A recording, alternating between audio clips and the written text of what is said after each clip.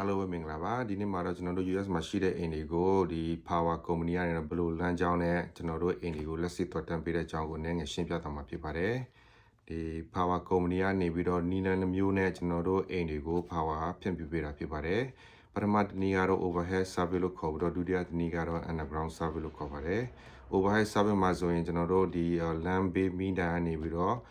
step down transformer တွေသုံးပြီးတော့ကိုယ်အိမ်ကိုမိချိုးတွေတွတ်တန်းပြီးတော့ power ပေးတဲ့စနစ်ဖြစ်ပါတယ်။တချို့ရက်ွက်တွေမှာဆိုရင်မိတိုင်တွေကိုမမြင်ရဘူး။ဒါပေမဲ့ pet mount transformer တွေနဲ့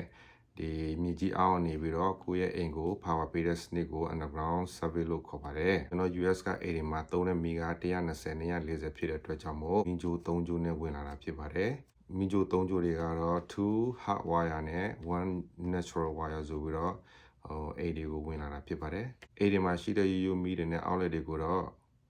120အသုံးပြုပြီးတော့ပါဝါနည်းနည်းများတဲ့အရာကိုတော့240အနေနဲ့သုံးတာဖြစ်ပါတယ်ဥပမာအဖြစ်တော့ကိုအိမ်မှာရှိတဲ့ dryer တွေမင်းချက်တဲ့ range oven တွေဒီ countertop oven တွေ water pump တွေကို240ဘို့အားသုံးတဲ့အတွက်ကြောင့်မို့ကျွန်တော်တို့ဘို့အား2မျိုးရရှိတာဖြစ်ပါတယ်ဒီမှာနေထိုင်တဲ့လူတွေအားလုံးလက်စနဲ့ပတ်သက်ပြီးတော့ပေးကင်းကြပါစေအားလုံးကိုကျေးဇူးတင်ပါတယ်